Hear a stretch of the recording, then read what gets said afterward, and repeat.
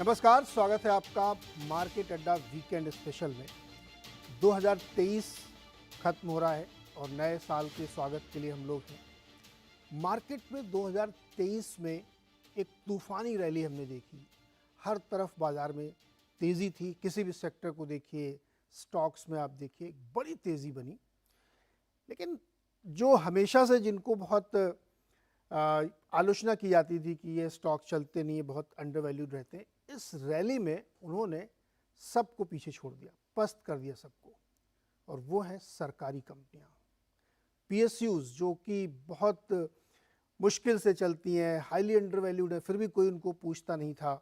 लेकिन इस बार उन्होंने अपना जो दम दिखाया है वो इतना ज़बरदस्त है कि कोई उनको बीट नहीं कर पाया है। तमाम लोग ये कहते हैं अरे बहुत महंगे हो गए हैं, बहुत चल गए हैं, उसके बावजूद पीएसयूज की रैली रुकी नहीं। तो इस बुल रन के अगर लीडर कोई निकल के आ रहे हैं तो वो पीएसयूज हैं, यानी पब्लिक सेक्टर यूनिट्स और सरकारी कंपनियां। एक अंदाज़ा लगाइए आप कैसे चली हैं। इस 2023 में अगर आप पूरा देखेंगे तो निफ्टी 20% चला, बड़ा इंडेक्स है। सेंसेक्स भी 19% चला। निफ्टी बैंक में 12-13% का, ये तो बहुत लेट कमर थे बैंक निफ्टी, इसमें रैली बनी। मिड कैप और स्मॉल कैप, एक और सेक्टर इसमें बताएंगे, 46% मिड कैप चला है और 55% स्मॉल कैप। अब इसके बाद जब हम सेक्टर के अंदर जाते हैं तो पीएससी इंडेक्स, जो पब्लिक सेक्टर का इंडेक्स है, उसने 80% का रिटर्न दिया है। 80%।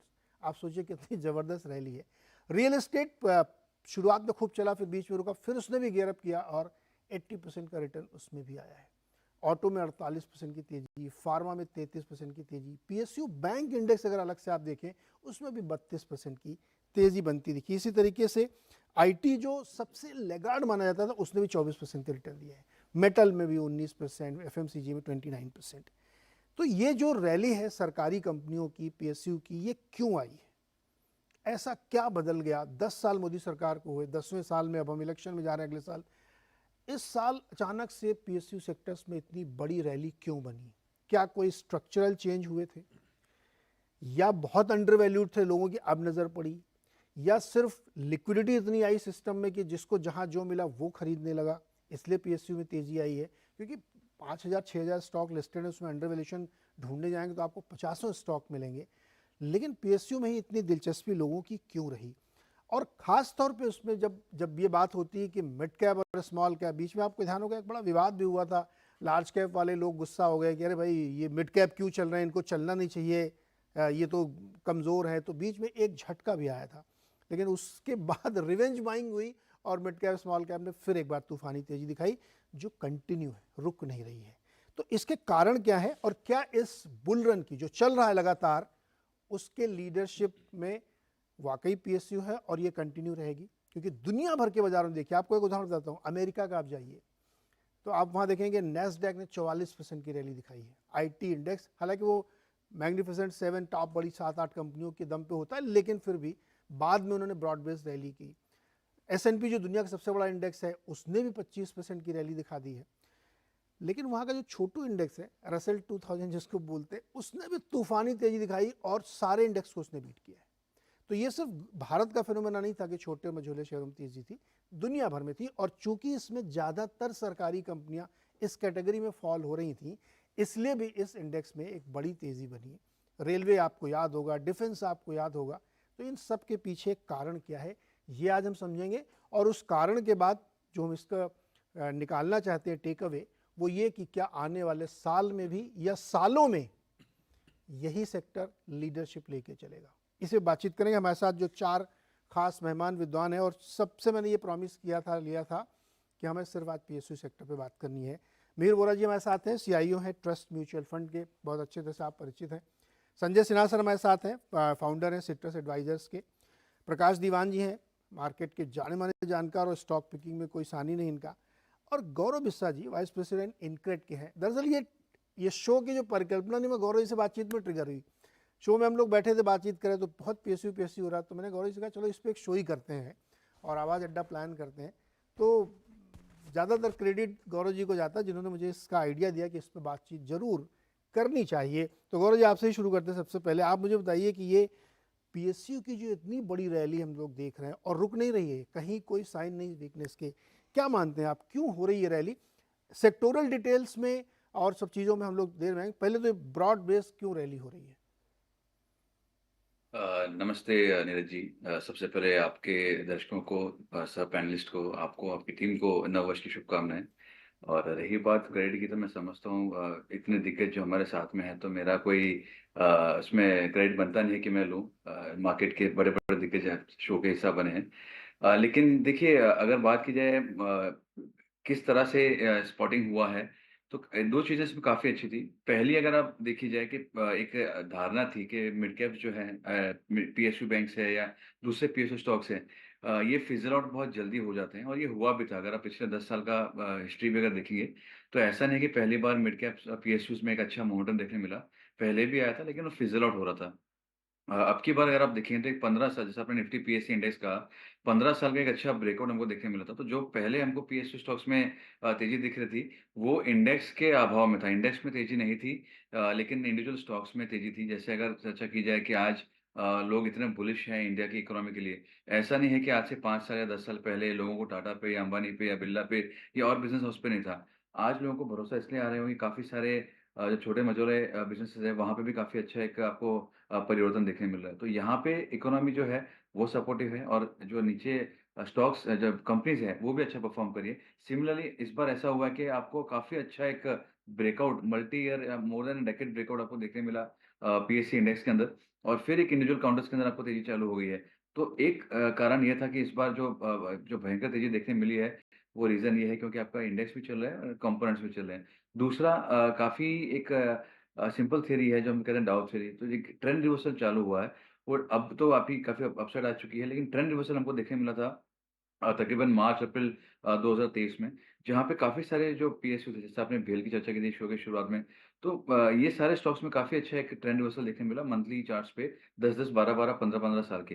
तो ट्रेंड रिवर्सल इतना ईज़ी नहीं है, लॉन्ग टर्म चार्ट्स पे ट्रेंड रिवर्सल इतना ईज़ी नहीं है, क्योंकि आप चार्ट्स देखेंगे तो बेसिकली चार्ट्स क्या है, वो एक सेंटिमेंट इंडिकेटर है कि मार्केट का सेंटिमेंट या मार्केट पार्टिसिपेंट्स का सेंटिमेंट कैसा है। तो 10 साल से जो नीचे चल रहा था सेंटिमेंट, वो अचानक से एक अच्छा रिवर्सल आ गया। आप अगर पिछले डेढ़ 2 साल का वॉल्यूम पार्टिसिपेशन देखेंगे, तो काफ़ी अग्रेसिव वॉल्यूम पार्टिसिपेशन देखने मिला है, और ये कोई 1 महीना या 2 महीने का नहीं है। आप अगर ओवरऑल देखेंगे, तो एक पिछले 10 साल का एवरेज अगर देखेंगे वॉल्यूम्स का, उससे 5 गुना, 10 गुना, 20 गुना वॉल्यूम्स हुए हैं on a consistent basis for last 2 years. तो ये 2-3 चीज़ जो हैं, ये काफ़ी एक नई थी और काफ़ी बड़ा एक इंडिकेटर था, जिसकी वजह से पीएसयूज़ काफ़ी इंटरेस्टिंग लग रहे थे। ओके, मिहिर सर, जनरली चूंकि सरकारी कंपनियों की हम लोग बात कर रहे हैं, तो इनमें हमेशा कहा जाता था कि कंपनियां बहुत काबिल लोग इनको रन करते हैं, लेकिन चूंकि सरकार के हैं तो बहुत सारे रिस्ट्रिक्शंस होते हैं, या बहुत फ्रीली वो काम नहीं कर पाते, या कई बार कंपटीशन के सामने वो इंस्टेंट डिसीजन नहीं ले सकते, जो कि बहुत सारी परमिशन चाहिए। क्या ऐसे कोई बड़े कारण इस रैली के पीछे, या सिर्फ इसलिए कि भाई सस्ते थे, पैसा बहुत लोगों के पास आ रहा था, तो चलो ये भी खरीद लें? क्या आपको क्या लगता है क्या हुआ ये? देखिए, ये एक क्या कहते हैं, जब किस्मत अच्छी होती है तो सारे सारे फैक्टर्स एक साथ एक साथ काम कर, एक वो साथ काम शाहरुख करते खान वाली हैं। फिल्म का बिल्कुल डायलॉग बिल्कुल, है। सारी हाँ, कायनात आपके सारी लिए कायनात काम करती मिलाने है। लग जाती है। तो ऐसा ही हुआ है। जैसे आपने कहा, वैल्यूएशन तो सस्ते थे ही, क्योंकि ऑलमोस्ट जो 2020 का बॉटम देखा था, वहाँ से हमने देखा कि फाइनेंशियल्स चले, उसमें भी ज़्यादा प्राइवेट सेक्टर फाइनेंशियल्स चले। सॉफ्टवेयर कंपनीज तो मोस्टली सब प्राइवेट सेक्टर में होती हैं। तो ये जो बड़े बड़े सेक्टर्स थे, आईटी, सॉफ्टवेयर, वो तो ऑलरेडी काफ़ी चल चुके थे, और ये काफ़ी पीछे रह गए थे in terms of the sector. But मेरे ख्याल से market is not foolish. Market अभी भी केयरफुली स्टॉक पिकिंग और सेक्टर पिकिंग कर रही है। और इंडिविजुअल अगर हम पीएसयू स्टॉक्स देखें, तो भी अलग अलग डेवलपमेंट्स हुए हैं, टेलविंड्स हुए हैं। आपने गवर्नेंस की बात की, आपने जैसे कहा यस, डिसीजन मेकिंग स्लो होती है वगैरह, लेकिन अगर हम पॉजिटिव्स देखें, तो पीएसयू टिपिकली इतनी अच्छी तरह से ऑडिट होते हैं कि उनकी जो एनुअल रिपोर्ट होती है, उनकी अकाउंटिंग होती है, वो काफ़ी ट्रांसपेरेंट होती है। तो we can believe in the financial statement. तो एक तो ये बड़ी बात है। सेकंड इज, काफ़ी सारे जो पीएसयूज हैं, वो नेचुरल मोनोपोलीज हैं, और या तो they are natural leaders in their field. तो उनको इमीडिएटली रेप्लिकेट करना प्राइवेट सेक्टर को भी डिफिकल्ट है। फॉर एग्जांपल, जो हम बड़ी कैपिटल गुड्स कंपनी की बात कर रहे हैं, पावर सेक्टर में जो है पीएसयू, उनकी जो फैसिलिटीज़ हैं spread across so many location, वो रेप्लिकेट करना बहुत मुश्किल है। करेक्ट। सिमिलरली डिफेंस में तो प्राइवेट सेक्टर था ही नहीं। था ही नहीं। तो और ये रेलवेज में फॉर एग्जांपल काफ़ी सारी कंपनीज जो हैं पीएसयू के लिंक थी, लेकिन उसमें भी अगर हम देखें तो ये भी एक थीम बन रहा था। तो मेरे ख्याल से एक तो पॉलिसी टेलविंड जैसे हमने डिफेंस और पावर सेक्टर में देखा, plus valuations and transparency in accounting and governance, वो मेरे ख्याल से एक पॉजिटिव थे, और ये सब फैक्टर्स एक साथ मिलकर काम कर रहे हैं। इसलिए एक बड़ी रैली आई। संजय जी, आपको क्या लगता है, क्या बहुत बड़े बदलाव ऐसे हुए, क्यों चल रहे हैं इतने पीएसयू सेक्टर्स? मेरे ख्याल से नीरज जी दो मुख्य कारण रहे। हम्म, एक तो मैं समझता हूँ टॉप डाउन और दूसरा बॉटम अप। तो टॉप डाउन से मेरा मतलब है कि जिस तरह से सरकार का समर्थन पब्लिक सेक्टर एंटरप्राइजेस को मिला, बजट के द्वारा जिस तरह रेलवे का एलोकेशन बढ़ा, इलेक्ट्रिफिकेशन के तरफ, मॉडर्नाइजेशन के तरफ, एक्सपेंशन के तरफ, तो उससे बहुत बड़ा बिजनेस अपॉर्चुनिटी जो है वो पैदा हुई। और वो अपॉर्चुनिटी को ग्रैब करने के लिए ज्यादातर पब्लिक सेक्टर एंटरप्राइजेज ही सामने में थे। उसी तरह से जिस तरह से इस सरकार ने डिफेंस की डोमेस्टिक प्रोडक्शन को बढ़ावा दिया, वो भी मेरे ख्याल से एक टॉप डाउन रीजन है जिसके कारण डिफेंस कंपनीज में इस तरह की तेजी दिखी। दूसरा कारण मैं समझता हूं कि वो है बॉटम अप। अगर आप देखें तो जो पब्लिक सेक्टर बैंक्स हैं, जो कि मार्केट जिनको अच्छी निगाह से नहीं देखता था, वर्ष 2023 में बाजार ने ये नोटिस करना शुरू किया कि वही पब्लिक सेक्टर बैंक जिनकी की प्रॉफिट्स पूरी की पूरी उनके नॉन परफॉर्मिंग एसेट्स की राइट ऑफ के कारण चली जाती थी, वही पब्लिक सेक्टर बैंक्स 2013 से लेके 2023 के बीच में, सॉरी 2014 से लेके 2023 के बीच में, उनकी नॉन परफॉर्मिंग एसेट्स जो हैं वो इतनी कम हो गई कि उनका प्रॉफिट जो है वो उनके बुक वैल्यू को बहुत तेजी से बढ़ाने लगा। उसी तरह से मैं उदाहरण दे रहा हूं, इसको किसी स्टॉक रिकमेंडेशन के रूप में ना लिया जाए। एक कोल इंडिया को अगर आप लें, सरकारी तंत्र की कंपनी जिसका की काम है कोल प्रोडक्शन, जब पावर प्रोडक्शन के लिए जब दबाव बढ़ा प्रोडक्शन के लिए, तो जिस तरह से उस कंपनी ने अपने प्रोडक्शन के लेवल्स को बढ़ाया, वो एक पब्लिक सेक्टर इतनी बड़ी कंपनी के लिए मतलब वो सराहनीय थी। तो मेरे ख्याल से दोनों चीज एक साथ हुए, सरकार की तरफ से टॉप डाउन सपोर्ट मिला और बॉटम अप, जैसा कि हमने पब्लिक सेक्टर बैंक्स में देखा और कुछ मिनरल कंपनीज में देखा, जिस तरह से कि उनकी कार्यशैली में बदलाव आया। तो ये दोनों तो एक सोचिए कि एक रेडीमेड प्लेटफॉर्म बना दिए। और जैसा मिहिर कह रहे थे कि बाजार सेक्टर बाय सेक्टर एक एक सेक्टर को डिस्कवर कर रहा था, अधिकांश सेक्टर में वैल्यूएशन बहुत ज्यादा ऊपर चले गए थे। उसके पर्सपेक्टिव में ये जो पब्लिक सेक्टर एंटरप्राइजेस की पूरी समूह थी, वो रीजनेबल वैल्यूएशन पर लोगों को दिखने लगी। और पैसा चूंकि नया आ रहा था बाजार में, उसको और भी सेक्टर्स चेज करने थे, तो उसने पब्लिक सेक्टर एंटरप्राइजेस को चुना अपने एलोकेशन के लिए। और इसलिए हम देख रहे हैं कि वर्ष 2023 में सबसे सेक्टर लीडर अगर हम कहें बाजार का, तो वो पब्लिक सेक्टर एंटरप्राइजेस ने लिया है। Very interesting. Prakash sir, PSU की रैली के पीछे क्या है? रैली के पीछे क्या राइम कर रहा है थोड़ा ये, क्या रैली के पीछे क्या है? नीरज भाई देखिए, ये रैली को समझने के लिए इसकी नींव अगर आप देखें तो कब हुई है। हाँ। ये हुई है 5-6 साल पहले, हाँ। जब डाइवेस्टमेंट का सिलसिला शुरू हुआ था। तब हम लोग पब्लिक सेक्टर एंटरप्राइजेस की total market cap 9 lakh crore के करीब थी। और धीरे धीरे करके सरकार अपने टारगेट, डाइवेस्टमेंट के टारगेट के जो 1-1.5 लाख करोड़ सालाना हुआ करते थे, उनको मीट करने के लिए बहुत सारे आईपीओ लेके आई। आपने देखा रेलवे में एक सीरीज शुरू हुई, rights, IRCON, RVNL, IRCTC, RailTel, सभी एक 6-8 महीने के अंदर ये निकाले गए। उसके बाद पावर में कुछ निकले, उसके बाद डिफेंस में निकले, खास करके शिप बिल्डिंग साइड में निकले। तो जब ये आईपीओ आए थे, तब किसी ने ये अनुमान नहीं लगाया था कि इनका, क्योंकि पहली बार आए थे, कई बिजनेसेस तो यूनिक है, जैसे मीर ने भी कहा कि भाई उसमें और कोई सरकारी कंपनी के अलावा तो कोई है ही नहीं। तो जहां पे वो लोगों ने कामकाज शुरू किया, मतलब करा था, और मार्केट में जब आए, तो वैल्यूएशंस किस टाइप के थे आपको याद है? अब रेलटेल का आईपीओ जब आया था, तब उसकी मार्केट कैप देखिए, 60,000 किलोमीटर की लाइन होते हुए भी, मतलब ओएफसी लाइन लगाए हुए हैं वो लोग, तब आईपीओ लेके आए तो भी वो 2200 करोड़ पे ही मार्केट कैप है। सो ये जो मिसमैच था, ये कहीं ना कहीं बहुत ग्लेयरिंग दिख रहा था सबको। मजगांव डॉक का आपको मार्केट कैप पता है, आईपीओ जब आया था तब क्या था, राइट?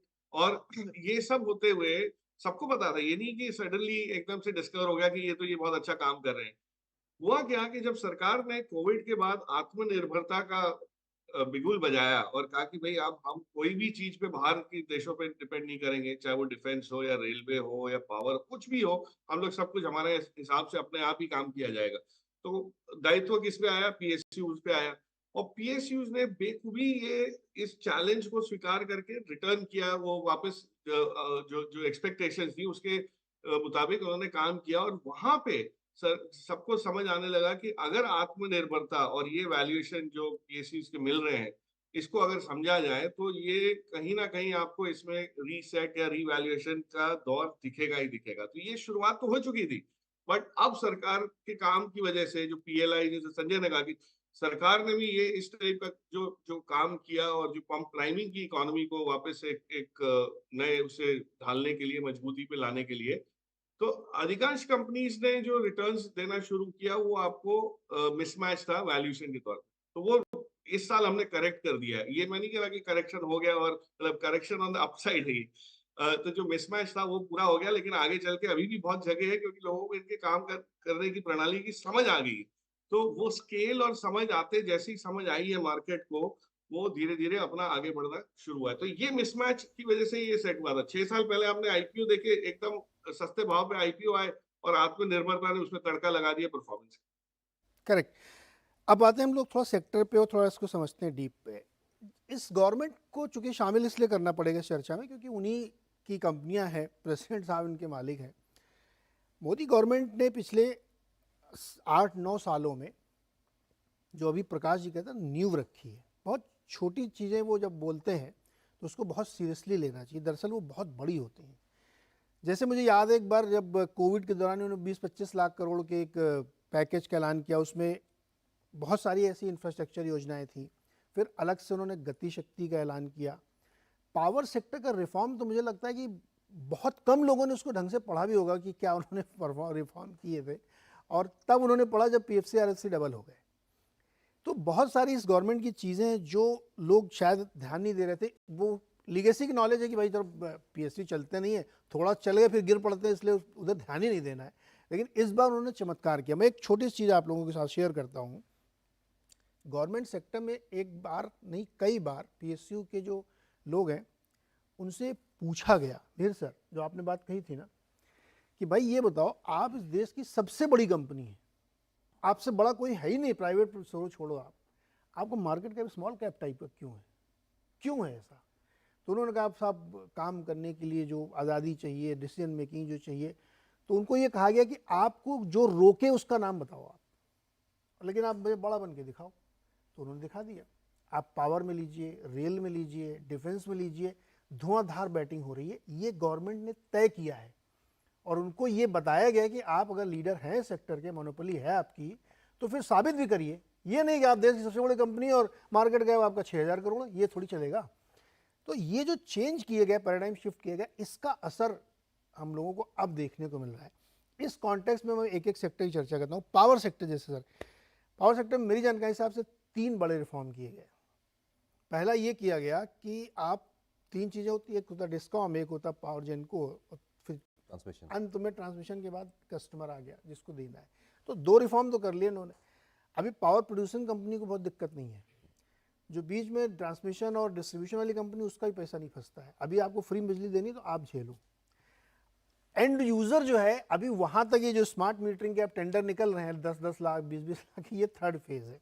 लेकिन ये 2 फेज उन्होंने कर लिए, तो पीएफसी आरएससी का पैसा नहीं फंसना है अब, ना किसी एनटीपीसी का पैसा फंसना है। उनको तो पैसा देना है क्योंकि आपको बहुत मजबूरी, उदय बांड ले लीजिए, लेकिन आप पैसा नहीं रोक सकते क्योंकि सेंट्रल गेट से लाइट बंद कर दी जाएगी। तो पावर सेक्टर में आपको लगता है कि ये जो चेंज सरकार ने किए हैं ये कंटिन्यू रहेंगे और हमारा जो जिस तरह कंजम्पशन पैटर्न बढ़ रहा है ये अभी सस्टेन करने लायक है? और बिल्कुल, क्योंकि देखिए it's all a question of habit. लोगों को आदत थी कि पेमेंट नहीं करनी। अब जब स्मार्ट मीटरिंग आई है, फेज बाय फेज जब होगी, तो लोगों को धीरे धीरे आदत बदलती दिखेगी और ये भी हमने देखा है कि ये जो फ्री पावर है थोड़ा मिथ भी था, क्योंकि एससीबीज जो थे, स्टेट इलेक्ट्रिसिटी बोर्ड्स, वो फुल टाइम पावर देती भी नहीं थी। तो अगर पावर ऑफ ही रखोगे तो कौन चोरी करेगा, कैसे चोरी करोगे? तो लोग भी समझ गए कि भाई जहाँ ज़्यादा चोरी हो रही है वहाँ पे वैसे ही सप्लाई बंद हो रही है। 16-16 घंटे ब्लैकआउट होते थे विदाउट पावर, गर्मी के सीजन में। ये तो मेरे ख्याल से धीरे धीरे ये आदत चेंज करने की बात है, और स्मार्ट मीटरिंग से ये आदत जो है जो चेंज होगी, एक्सीलरेट होगी।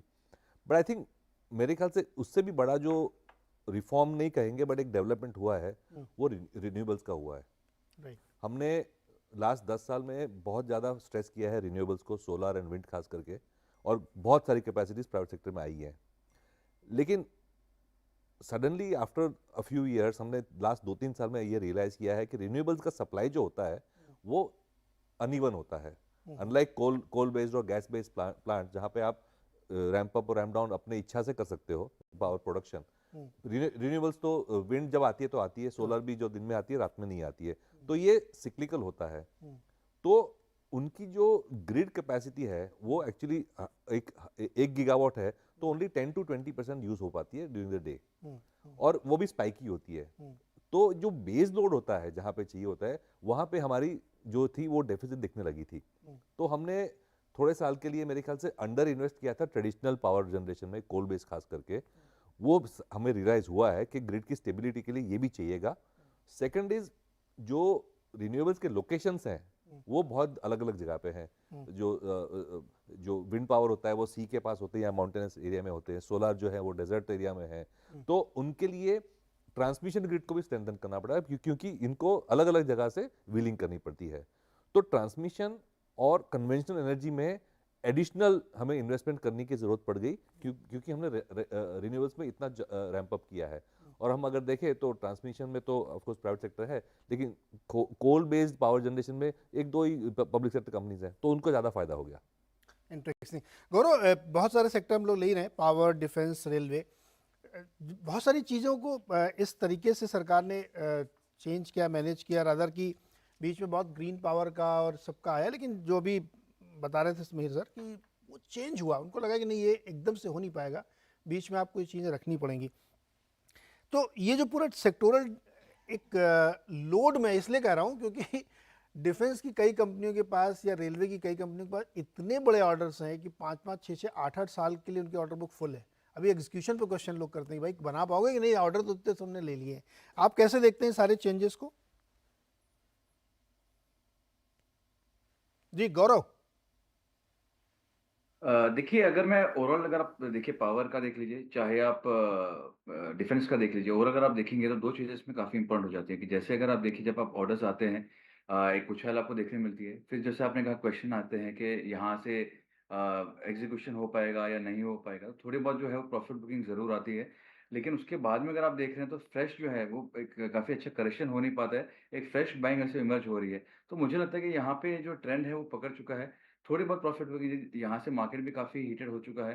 तो जो एक नॉर्मल करेक्शन लोग उम्मीद करते हैं, वो एक बार मेजरली एक बार आपको आया तो आ सकता है। बट यहाँ पे जो हमारा इन हाउस जो राय है, इंस्टीट्यूशनल रिसर्च की जो राय है, वो भी यही है कि यहाँ से चाहे फ्रेश ऑर्डर्स हैं या एग्जीक्यूशन है, उस पे क्वेश्चन मार्क नहीं आएगा। हाँ, आपने बिल्कुल ही सही कहा कि उम्मीद से ज़्यादा मिल रहा है कि एग्जीक्यूट हो पाएगा या नहीं हो पाएगा। वो क्वेश्चन ज़रूर रहेंगे, बट ओवरऑल अगर स्ट्रक्चर देखा जाए तो यहाँ पे थोड़ा बहुत जो माइल्ड करेक्शन है वो वाजिबी है, बट बियॉन्ड दैट यहाँ पे फिलहाल कुछ लग नहीं रहा है। संजय जी, पावर के साथ साथ रेलवे जोड़िए, जिस सेक्टर पे आपका दिल करे उस पर आप बोलिए। मैं खाली एक बात बताता हूँ, अभी 4-5 दिन पहले एक खबर छपी है जिसमें सरकार ने ये कहा है, ये रेलवे मिनिस्ट्री बोर्ड के हवाले से खबर छपी है कि 50,000 किलोमीटर की नई रेल डाली जाएगी। रेल मतलब ट्रैक्स, जिसमें हाई स्पीड ट्रेन चलाने का इरादा है। 7 लाख करोड़ रुपए उसमें खर्च होंगे नेक्स्ट 10 ईयर्स में। और एक बार इन्होंने 30,000 वैगन का टेंडर दिया था, वन शॉट 30% कैपेसिटी एक्सपेंशन, उसके बाद 20,000 का और दे चुके हैं। तो इस तरीके के बड़े बड़े ऑर्डर्स आ रहे हैं। आपको कौन सा सेक्टर सबसे बेहतरीन लगता है जहां सबसे ज़्यादा चेंजेस हुए हैं और उसका फायदा आने वाले समय में होगा?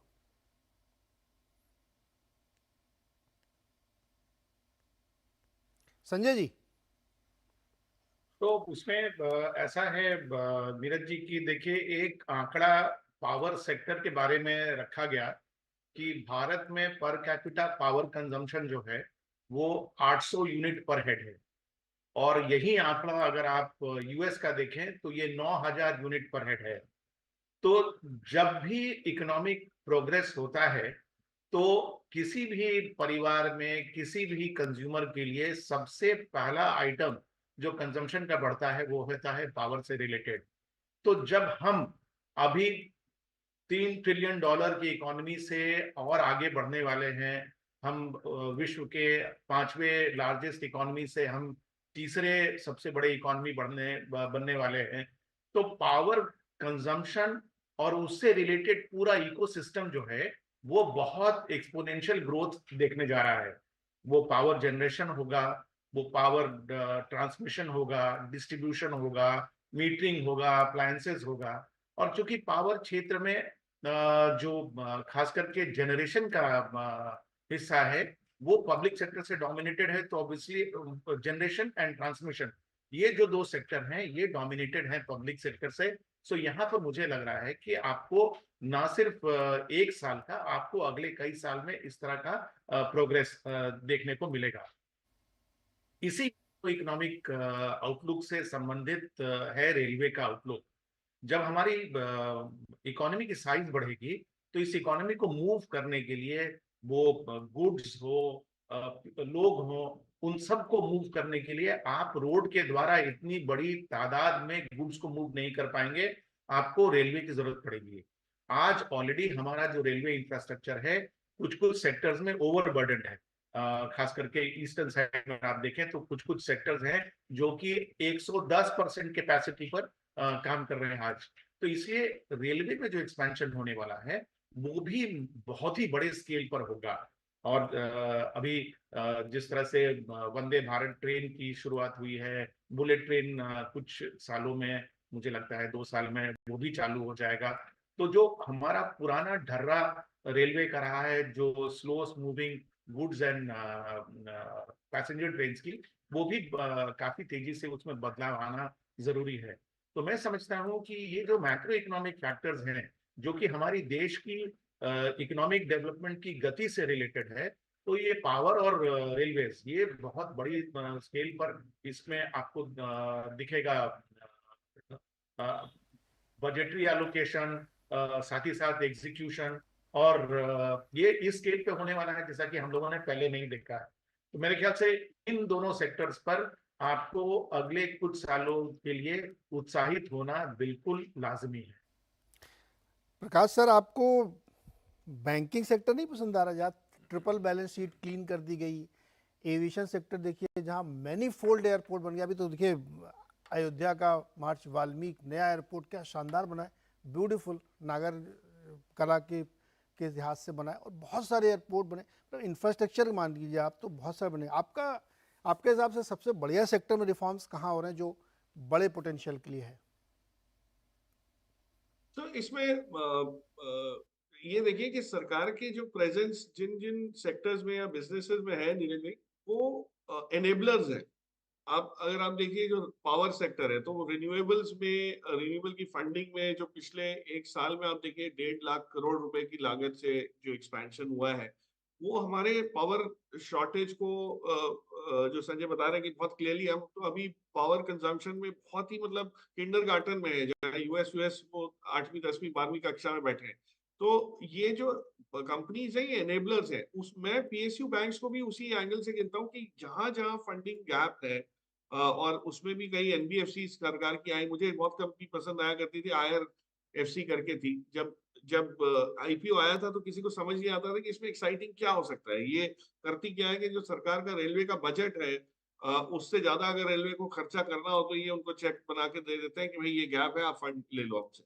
और वो अश्योर्ड था कि इनको पैसा मिलने वाला है, ठीक है। लेकिन उसमें कोई कोई बड़ा कुछ ग्लैमरस बिजनेस नहीं था। लेकिन वो जैसे ही रेलवे का एक्सपेंशन हुआ, रेलवे के कामकाज में एक्सपेंशन हुआ, आईआरएफसी में भी उस टाइप की रंगत दिखनी शुरू हुई। तो ये जो कंपनी सारी होती है ये एनेबलर्स होती है, चाहे वो डिफेंस में हो, चाहे वो आपके टेलीकॉम साइड में। देखिए हाल ही में हमारे माननीय मंत्री टेलीकॉम मिनिस्टर जो है अश्विनी वैष्णव जी, उन्होंने संसद में एक बहुत बढ़िया एक्सप्लेनेशन करी बीएसएनएल को लेके।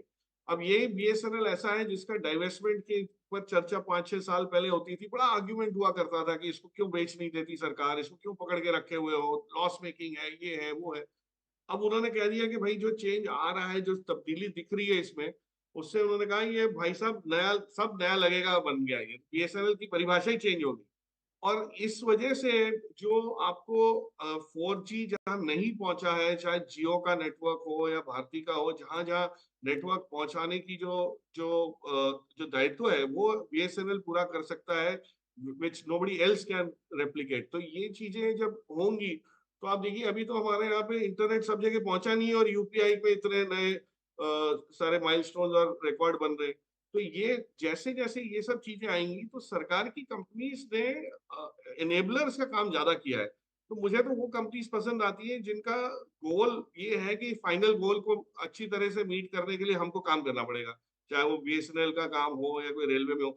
अगर आपको एक क्षेत्र ले रेलवे, इंटरेस्टिंगली बताना चाहूंगा कि रेलवे में जो जैसे रेलवे सेफ्टी को लेके जो काम हुआ है, आरडीएसओ में जो रिसर्च किया गया है, जो पेटेंटेड टेक्नोलॉजी कवच के नाम से बनी है, आप ये देखिए कि कवच को इम्प्लीमेंट करना है करीब 70 से 75 हजार करोड़ किलोमीटर्स की ट्रैक्स पे। ठीक है, आज हमने सिर्फ शुरुआत की है, और अगर ये हो जाता है तो मिनिस्ट्री ने क्या बोला है कि ये तो आप हिंदुस्तान के मार्केट की बात कर रहे हो, यही टेक्नोलॉजी जो विश्व भर में सबसे रीजनेबली प्राइस्ड है, बाहर की कंपनीज आती है तो वो 1-1.5-2 करोड़ रुपया लेते हैं पर किलोमीटर ट्रैक को कवच बनाने में, जो सिस्टम इंस्टॉल करने में। हिंदुस्तान की कंपनी जो है, जो 2-3-4 कंपनी, वो 50-65 लाख के रेंज में इसको कर लेती है।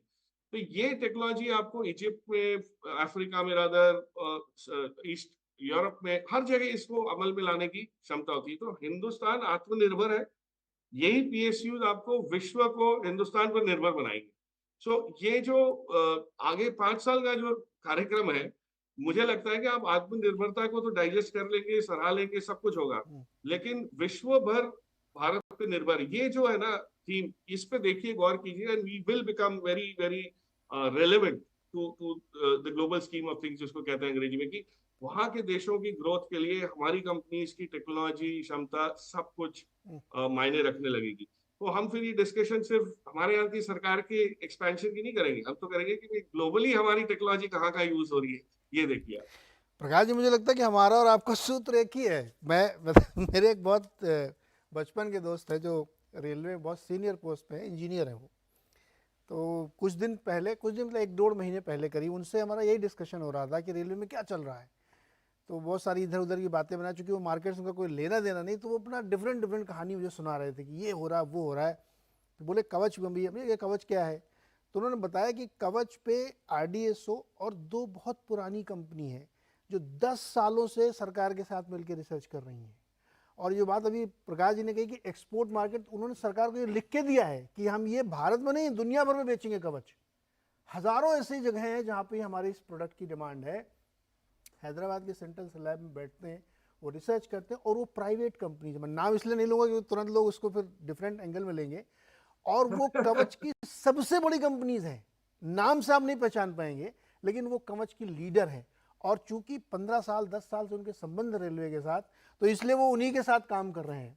तो बाकायदा ये रेलवे में जो काम हो रहे हैं ना, तो जब आप डिटेल में जाएं धीरे, तो आपको लगता है अच्छा ये तो हम लोगों को पता ही नहीं था कि वाह इतना डिटेलिंग में काम हो रहा है। तो प्रॉब्लम ऑफ प्लानिटी दिखती है, हर सेक्टर में इतना डिटेल में काम हो रहा है, तो ये बड़ा मुश्किल हो जाएगा कैसे किस सेक्टर को चुने, ऐसा लगता है आपको?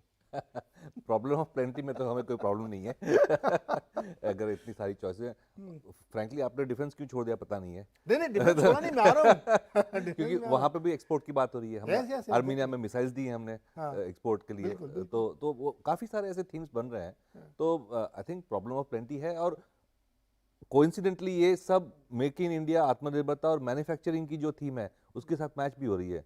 तो government wants to create job, domestic production बढ़ानी है हर चीज़ में, नॉट ओनली डिफेंस बट सारी आइटमों में।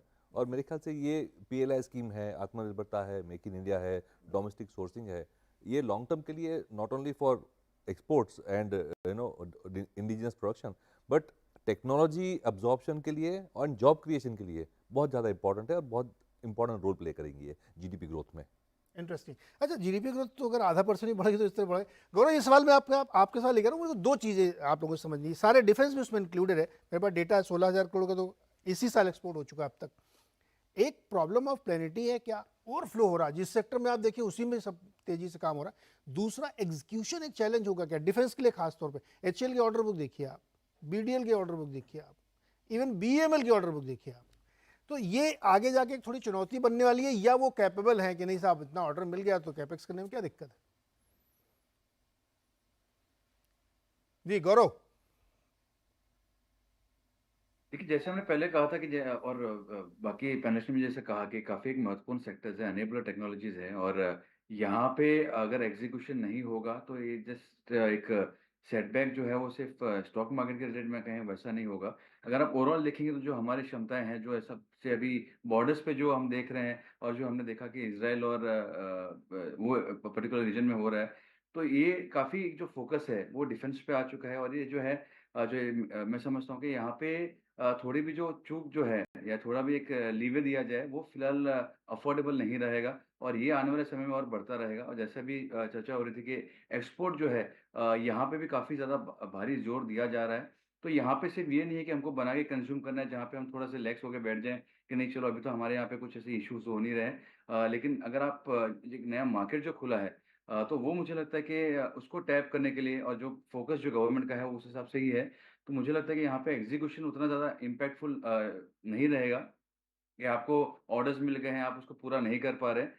तो यहाँ पे वो इश्यूज़ मुझे फ़िलहाल लग नहीं रहे, और यहाँ पे एक अच्छा एक रोड मैप जो है वो गवर्नमेंट लेकर आई है, और एक कंसिस्टेंट उनके ऊपर फ़ॉलो भी चालू है। तो मुझे लगता है कि आने वाले दिनों में हमको काफ़ी इसमें डिलीवरी भी देखने मिलेगी।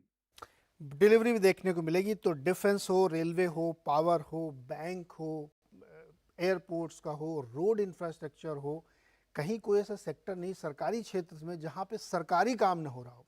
प्राइवेट तो कर ही रहे हैं, और सरकार की तरफ से भी बहुत बड़े बड़े काम हो रहे हैं, और एक पॉलिटिकल इकोसिस्टम भी एनेबलर है।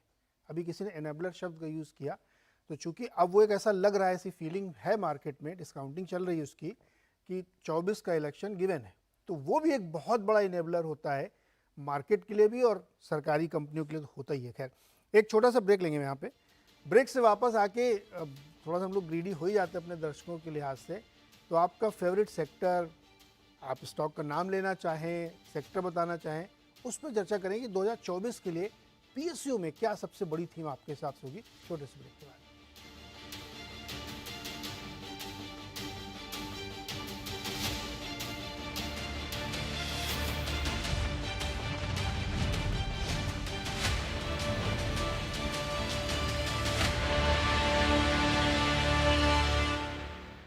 सपनों की नाव लेके चलूं मैं, साथ में तू हो मेरे, क्योंकि तू खास है, ये एहसास है, सांसों की तरह तू दिल के पास है।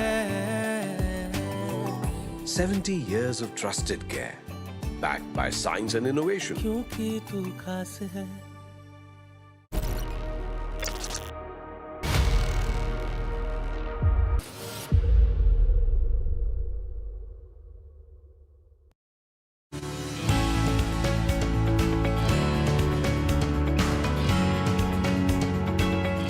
फिल्म अनुकूल नीति, single window system, online shooting की अनुमति और सब्सिडी की सुविधा ने उत्तर प्रदेश को बनाया है देश का मोस्ट फिल्म फ्रेंडली स्टेट।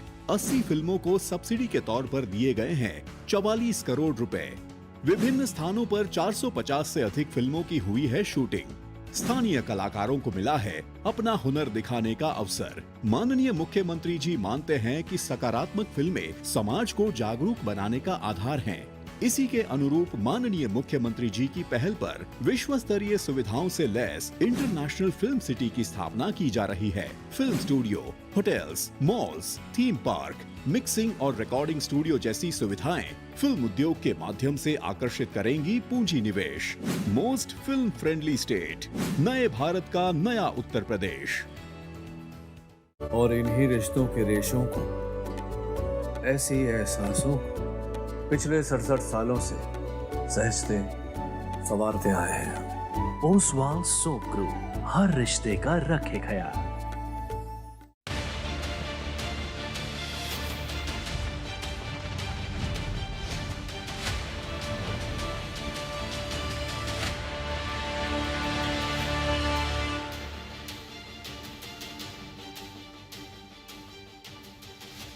स्वागत एक बार फिर से। और आज हम बातचीत करें, नई तेजी के लीडर हैं पीएसयू स्टॉक्स, यानी सरकारी कंपनियां किसी भी सेक्टर की हों, आप ढूंढ नहीं पाएंगे जो स्टॉक चल नहीं रहे हों। ज़बरदस्त तेजी है और ये तेजी हवाई नहीं है, ठोस कारण इसके अभी हमने विस्तार से इसकी चर्चा की कि ये तेजी क्यों आ रही है। अब मैं अपने मेहमानों से ये पूछना चाहता हूँ कि 2024 में अभी भी बहुत सारे लोग हैं जो देख रहे हैं कि भाई पीएसयू में कोई अपॉर्चुनिटी है क्या, कोई सेक्टर है क्या जहाँ पर रडार पे रखें, तो वो क्या हो सकते हैं, इस पर बातचीत करेंगे। तो जो भी स्टॉक का नाम लेना चाहे विद डिस्क्लोजर वो ले सकता है, जो नहीं लेना चाहते वो सेक्टर का नाम ले सकते हैं। तो उस पर हम लोग बातचीत करना चाहेंगे। संजय जी, आपसे शुरुआत करते हैं। 2024 का पीएसयू का सबसे बढ़िया सेक्टर कौन सा है जो आपको पसंद है? तो देखिए, मुख्यतः 3 होंगे। एक तो जैसा कि मैं कुछ देर पहले भी कह रहा था, पावर क्षेत्र की जो कंपनीज हैं, हाँ, उनमें चूंकि पीएसयू उसका बोलबाला ज्यादा है, जनरेशन, ट्रांसमिशन, डिस्ट्रीब्यूशन में, तो ये एक सेक्टर है जहां पर मुझे लग रहा है कि वर्ष 2024 में काफी लोगों का इंटरेस्ट होगा। फंडामेंटल रीजंस तो होंगे ही, और अंडर ओनरशिप भी एक कारण बन सकता है कि लोग इस सब सेक्टर में पैसा लगाएं। दूसरा जो कंटिन्यूइंग थीम मैं समझता हूँ रहेगा, वो रहेगा रेलवे से संबंधित, क्योंकि एक तो एलोकेशन रेलवेज को बजट के द्वारा बहुत ज्यादा है, और जिस तरह के उनके डायनेमिक मिनिस्टर हैं जिनका कि ट्रैक रिकॉर्ड एग्जीक्यूशन पर बहुत अच्छा है, तो मेरे ख्याल से ऑर्डर इनफ्लोज, एग्जीक्यूशन, ये दोनों कारणों के कारण रेलवे एक ऐसा सेक्टर रहेगा जो कि पब्लिक सेक्टर में बेनिफिशियरी रहेगा। और तीसरा मैं समझता हूँ कि मिनरल्स और मेटल का क्षेत्र अगर आप देखें तो वहां भी पीएसयूज का डोमिनेशन बहुत ज्यादा है, और ऐसी उम्मीद की जा रही है कि वर्ष 2024 में अगर इकोनॉमिक रिकवरी वर्ल्ड वाइड होगी तो कमोडिटी के प्राइसेस ऊपर जाएंगे। तो मुझे लगता है कि जो मेटल्स और मिनरल्स से संबंधित पीएसयूज हैं वो भी इसके बेनिफिशियरी होंगे। तो ये तीसरा सेक्टर है जो कि मुझे लगता है कि बेनिफिशियरी रहेगा। कहने को तो पब्लिक सेक्टर बैंक्स भी रहेंगे, लेकिन मतलब जैसा कि हमने देखा कि वर्ष 2023 में पब्लिक सेक्टर इंडेक्स ने तो 80% का रिटर्न दिया, लेकिन अगर आप पीएसयू बैंक इंडेक्स का देखें तो उसका रिटर्न 30% का रहा। इंडिविजुअल बैंक्स के रिटर्न्स में आगे पीछे हो सकता है, लेकिन मुख्यतः पावर, रेलवेज और मिनरल्स एंड मेटल्स, ये 3 सेक्टर्स हैं जहां पब्लिक सेक्टर का बोलबाला रहेगा। मिनरल्स और मेटल्स में 22 जनवरी के आसपास बिड्स के लिए रिक्वेस्ट मांगी गई है, जो रेयर अर्थ, लिथियम, इनकी माइनिंग की जानी है। तो उसके लिए भी तैयारी चल रही है, और अर्जेंटीना में भी कुछ माइंस वाइंस खरीदने की बात चल रही है। तो ये एक सेक्टर था जिस पर ध्यान रखिएगा भाई, जो ज़मीन अमीन से जुड़ी हुई कंपनीज हैं। एक बात आपने जो अभी कही ना सर, उसमें मुझे अश्विनी वैष्णव जी का मैं प्रेजेंटेशन सुन रहा था, उन्होंने बताया था कि 5G रोल आउट में भारत सेकेंड या थर्ड फास्टेस्ट कंट्री है। बड़े बड़े दिग्गज नहीं कर पाया, इंडिया ने इतनी तेज़ी से 5G रोल आउट किया। तो ये एग्जीक्यूशन का कमाल तो हमारे यहाँ देखने को दिख रहा है। मेरे सर, आपको क्या पसंद है? आपने एक ही सेक्टर पूछा है मेरे ख्याल से। नहीं, 1 2 भी बता सकते हैं, अच्छा। 3 भी बता सकते हैं, आपको जो पसंद हो आप स्टॉक भी बता सकते हैं। नहीं, जैसे हमने कहा अभी तो प्रॉब्लम ऑफ प्लेंटी लग रही है, हाँ। लेकिन मैं अगर वैल्यूएशंस और सबका कॉम्बिनेशंस करके देखूं तो काफ़ी सारी जो पीएसयू कंपनीज हैं उसमें लो फ्लोटिंग स्टॉक वाली कंपनीज हैं। ओके। तो उसमें काफ़ी ज़्यादा स्पेकुलेशन हो चुकी है मेरे ख्याल से, तो वो मुझे थोड़ा रिस्की सेगमेंट लग रहा है इन टर्म्स ऑफ वैल्यूएशन, तो वो मैं अलग रखूंगा। But as a long term theme मुझे लग रहा है कि जो डिफेंस में हमने इनिशिएटिव्स लिए हैं वो आई थिंक फर्स्ट टाइम है, तो उसकी जो अपसाइड है अभी भी क्वांटिफाई हम नहीं कर पा रहे हैं, क्योंकि एक तो इंडिजिनस मैन्युफैक्चरिंग की बात हो रही है, दूसरी है नई टेक्नोलॉजी को अब्जॉर्ब करके न्यू प्रोडक्ट्स भी इंट्रोड्यूस करने हैं इंडिया में मैन्युफैक्चरिंग के लिए, एंड थर्ड इज एक्सपोर्ट्स। तो डिफेंस में तो आई थिंक हमने अभी बेरली शायद स्क्रैच द सरफेस किया है। Exactly. और ये थीम जो है ये मल्टी ईयर एक लॉन्ग टर्म थीम बन सकती है। तो और इसमें जो स्टॉक्स है उसमें शायद फ्लोटिंग स्टॉक थोड़ा बेटर है, तो मेरे ख्याल से जो वैल्यूएशंस हैं वो मोर मार्केट लिंक्ड है, not frothy valuations I would say, speculative valuations. तो ये एक मुझे लगता है मल्टी ईयर थीम में I would amongst all the sectors I would prefer this theme. Defence और दूसरा टेक्निकली मेरे ख्याल से बैंकिंग में भी अभी थोड़ा वैल्यूएशन कैचअप बाकी है, बट मुझे लगता है ये टिपिकली सिक्लिकल रहता है, तो शायद ये 5 साल की स्टोरी नहीं है, शायद ये 1 साल की स्टोरी है। बैंक वाली, बैंक तो बैंक में बड़े वाले बैंक या छोटे वाले बैंक, सरकारी वाले? देखिए बड़े वाले बैंक अगर आप नोटिस करें ये मार्केट भी काफी स्मार्ट है, जो कैचअप हुआ है पीएसयूज का, काफी वैल्यूएशन कैचअप हुआ है, तो उसमें जो सबसे सस्ती थी पीएसयू बैंक 2023 के बिगिनिंग में वो सबसे ज्यादा चली है। जो पीएसयू बैंक सबसे बड़ी बैंक जो है वो पहले चल चुकी थी, वो इतनी नहीं चली है, वो नहीं चली, करेक्ट। तो ये वैल्यूएशन आर्बिट्राज था। मुझे नहीं लगता है कि स्ट्रक्चरली मैं कहूंगा कि PSU banks will do better than private sector banks, ये मैं नहीं कहूंगा। अच्छा, ये जो आपने बात की ना कि बैंक वाली और डिफेंस वाली, तो एक बहुत बहुत प्रॉम्प्ट क्वेश्चन लोग इस समय सोच रहे होंगे कि जैसा मीर सर ने बताया डिफेंस, यार डिफेंस वाले बहुत चल चुके हैं। ये एकदम सिंपल सा क्वेश्चन आपके सामने उधर से आएगा जो मैं पूछ रहा हूँ उनकी तरफ से। तो डिफेंस में तो सारे स्टॉक इतने भाग चुके हैं कि उनको देखते ही लगता है अरे यार ये तो कितने वैल्यूएशन हो गए, उसकी कोई चिंता करनी नहीं चाहिए। इसलिए मैंने कहा जो लो फ्लोटिंग स्टॉक्स वाले floating लो हटा फ्लोटिंग दें। वाले जो है उसमें काफी फ्रॉथ है, तो वो रिस्की जोन में जा रहा है। लेकिन ये जो बड़ी डिफेंस कंपनीज हैं within the space, of course they are not mega caps but large mid caps हैं या तो more towards the large caps हैं, वहां पे मेरे ख्याल से अभी भी रनवे है ग्रोथ का। और जैसे मैंने जैसे कहा कि ये अभी तो 2-3 साल में ही शुरू हुआ है इनिशिएटिव, तो इसलिए उसका कोई multiple- पीछे का रेफरेंस पॉइंट नहीं है हमारे पास, करेक्ट। तो ये ग्रोथ उम्मीद से ज्यादा भी आ सकती है। You can see upward revisions in the estimates, और वो जैसे जैसे नतीजे आएंगे, एग्जीक्यूशन होगा, तो मल्टीपल अपने आप एडजस्ट होते एडजस्ट हो रहेंगे। जाएगा। प्रकाश सर, आपको क्या पसंद है, क्या सबसे अच्छे, आप तो स्टॉक का नाम भी ले सकते हैं सर। प्रकाश सर, बढ़िया वाला जो पीएसयू आपको सही लगता है वो बताइए, सेक्टर भी बताइए। नहीं तो सेक्टर तो आई थिंक ऐसा कोई मुझे पीएसयू सेक्टर दिख ही नहीं रहा जहाँ पे ग्रोथ अभी भी नहीं होगा। सो जैसे हमने कहा ये साल शुरुआत थी ग्रोथ की, और ये ट्रेंड कम से कम 5, 7, 8, 10 साल वाला रहता है नीरज भाई। और जो आपने कहा ना कि ये जो इतनी ऑर्डर बुक है तो क्षमता कैसे ये डेवलप करेंगे, उसमें मैं एक ही चीज सांत्वना देना चाहूंगा दर्शकों को कि चिंता उस चीज की ना करें कि ऑर्डर बुक अगर 8 गुनी है, 7 गुनी है तो ये कैसे होगा, क्योंकि इनका जो वेंडर डेवलपमेंट प्रोग्राम है, जो इकोसिस्टम है, वो सारा अब धीरे धीरे करके ढाला जा रहा है, जगह में पड़ रहा है। उससे होगा क्या कि ये आप आईपीओ में देख रहे हैं, इतने सारे नए आईपीओ आए, बेशक प्राइवेट सेक्टर कंपनीज के हो, लेकिन उनका कहीं ना कहीं कोई ताल्लुकात कोई पीएसयू क्लाइंट से है, चाहे डिफेंस में हो या पावर में हो या रेलवेज में हो। तो जैसे आपने वो कवच की बात की, तो वो प्राइवेट सेक्टर कंपनी 8-10 साल से जूझ रही, ये सब काम करते हैं, अब जाके उनको कामकाज आना शुरू हुआ है। तो ये सब जो डेवलपमेंट हुआ है, इससे एक बहुत बड़ा इकोसिस्टम डेवलप होगा, और जैसे मैंने पहले कहा एनेबलर है पीएसयू, और आगे चल के ये ग्रोथ बहुत बड़े पैमाने पे छोटी छोटी कंपनीज को भी मिल सकेगी, तो आपके पास अपॉर्चुनिटी बहुत रहेगी। हाँ, एक अगर स्टॉक मुझे कोई चुनना हो, तो ये सेक्टर तो संजय जी ने, वीर ने बहुत अच्छी तरह आपको बताया कि जहां जहां पॉजिटिविटी है। एक कंपनी जो थोड़ी सी डिस्कशन कम होता है, और कम नहीं होने का कारण ये है कि कोई बड़ा ग्लैमरस बिजनेस नहीं है, वो है गैस अथॉरिटी ऑफ इंडिया। अब मुझे ये कंपनी पसंद क्यों है, उसका रीजन बताता हूँ। जैसे मैंने दिवाली से पहले हमने बातचीत की थी, कुछ स्टॉक्स का डिस्कशन भी किया था, तो आईओसी का नाम लिया था। आपको याद हो तो आपने यही शो पे एक बार पूछा था दिवाली से पहले कि भाई ऐसी चीज अगले दिवाली तक रखनी है।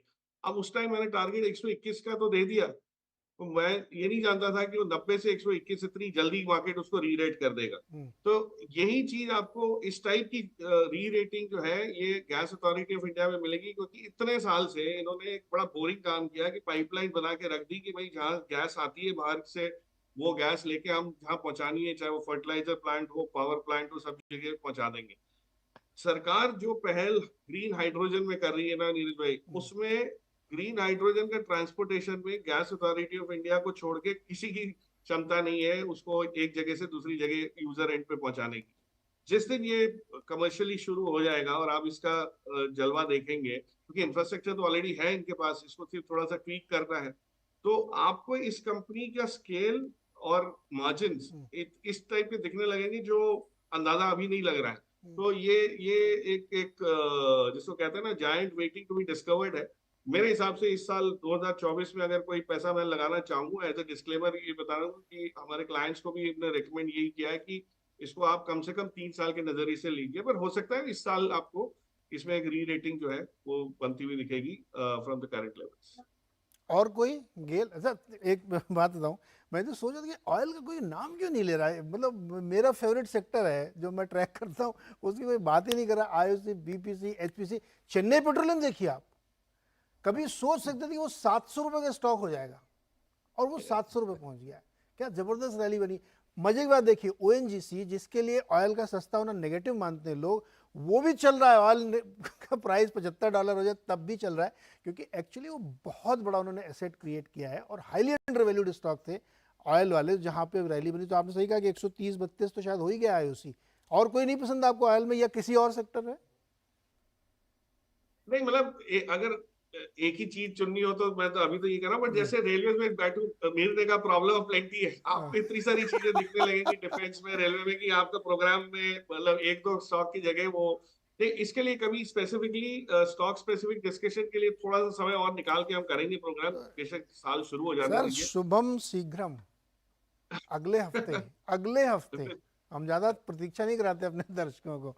अगले हफ्ते एकदम स्टॉक स्पेसिफिक शो होगा कि नए साल में हम लोग क्या खरीदें, तो 10-12 स्टॉक रिकमेंड किए जाएंगे। लेकिन यहाँ पे एक आइडिया है गेल, जहाँ पे रख सकते हैं। एक बहुत ही ज़बरदस्त सरकारी कंपनी है और इन्होंने वाकई इतना बड़ा इंफ्रास्ट्रक्चर क्रिएट कर लिया पाइपलाइन का, जिसका कोई जवाब नहीं। गौरव जी, आपको क्या पसंद है? आप तो सर 2-3 बताओ ना, बढ़िया बढ़िया पीएसयूज। हम लोग तो ये ढूंढते, लोग पूछते हैं, सब महंगे हो गए। बताइए आप क्या पसंद है आपको, ये सेक्टर भी पसंद हो, वही बताइए। देखिए, जो थीम अभी डिस्कस की है सभी पैनलिस्ट में, तो मैं सहमत हूँ कि वो थीम्स रन करेंगी। लेकिन कहीं पे जब हो जाता है कि यहाँ से आपका रिस्क रिवॉर्ड जो है वो कितना फेवरेबल रहेगा या नहीं रहेगा, बात सिर्फ वहाँ पे आ जाती है। तो ये सारी, चाहे आप पीएसयू की थीम्स कीजिए, डिफेंस की, या आप बात कर लीजिए बैंकिंग की, या बात कीजिए रेलवे की, मुझे लगता है यहाँ पे और आपको अपसाइड देखने मिलेगा। और जैसे प्रकाश जी ने भी कहा गेल के बारे में, तो गैस अथॉरिटी हमने भी एज अ डिस्क्लेमर अपने क्लाइंट्स को दिलवाया है और काफ़ी एग्रेसिवली हमने दिलवाया है। एक अच्छा कंसल्टेशन के बाहर आया है, तो ये हमारा भी रडार पे है। तो जो ये 2023 था, ये एक वैल्यू स्टॉक्स के एक साल आप कह सकते हैं, it was a year of value stocks. 2024 जो है वो मुझे लगता है सिक्लिकल और कमोडिटी लिंक स्टॉक्स जो है उसके लिए रहेगा।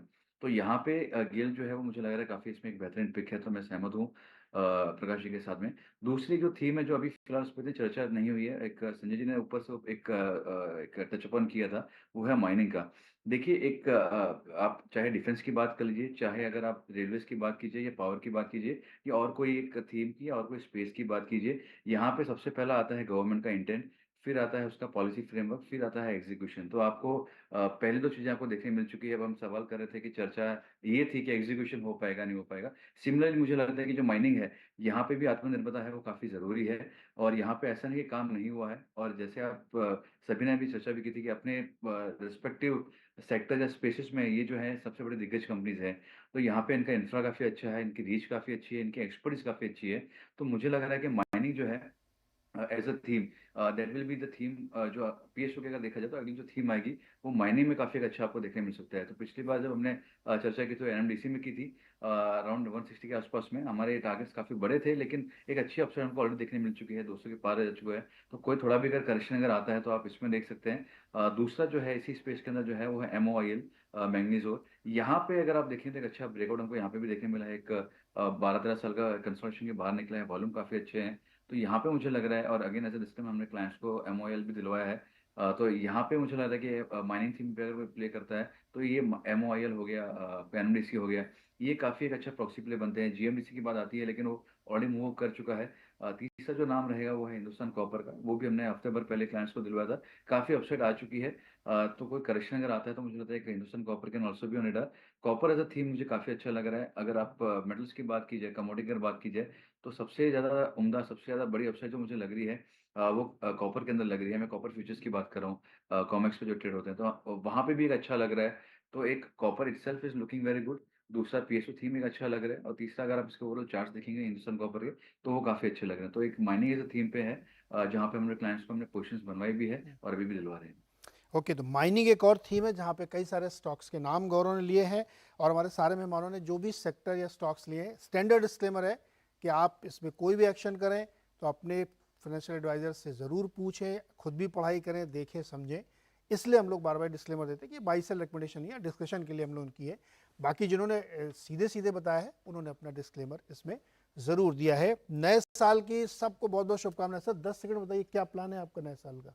नए साल तो फैमिली के लिए होता है नॉर्मली, हम घर पे रहेंगे, जाएंगे फैमिली नहीं एंड कहीं? फ्रेंड्स, बिल्कुल family and friends. Family and friends traffic में कहाँ जाएंगे? अरे ये तो ऐसा वीडियो डाल डाल के लोगों ने डरा दिया सबको। गौरव भाई किधर जा रहे हो आप, या क्या प्लान है नए साल का? देखिए पहले ही जाके आ चुके हैं, तो पोर्शन हमने पहले ही बना ली थी, बीवी बच्चों को घुमा लिया है, अभी थोड़ा घर पे रहेंगे। ये स्मार्ट मूव है, पहले ही खत्म, नया साल की पार्टी पहले हो गई। प्रकाश जी क्या क्या प्लान है, कहाँ जाएंगे? घर पे रहेंगे, पिक्चर देखेंगे, क्या करेंगे? नहीं घर पे, आपको तो पता है मैं कहाँ रहता हूँ, तो वो वहां से बाहर जाने की कोई जरूरत ही नहीं पड़ती, घर पे हमारे आसपास ही पार्टी हो रही होती है। संजय जी क्या प्लान है? यहाँ नए साल, न्यू ईयर का? दोस्तों के साथ हमारी धर्म पत्नी मायके से 14 दिन के बाद लौट भी रही हैं, हाँ तो वो भी एक सेलिब्रेशन का कारण है। ये शो देख रही होंगी वो जरूर से। तो चलिए आप सबको बहुत बहुत शुभकामनाएं नए साल की, और वेल्थ बनाइए, लेकिन सबसे ज़रूरी है हेल्थ पे ध्यान दीजिए, क्योंकि जब तक आप हेल्थ पे ध्यान नहीं देंगे वेल्थ नहीं बनेगी। तो हम सबसे हमेशा यही करते हैं कि वेल्थ के साथ हेल्थ पे फोकस करिए, और 2024 आपके जीवन में बहुत सारी खुशियाँ लाए। और आवाज़ के साथ आप जुड़े रहिए, ऐसे ही दिलचस्प प्रोग्राम और स्टॉक आइडियाज़ आपके साथ शेयर करेंगे, और जल्द ही स्टॉक वाला शो भी हम लेके आएंगे। बहुत बहुत शुक्रिया।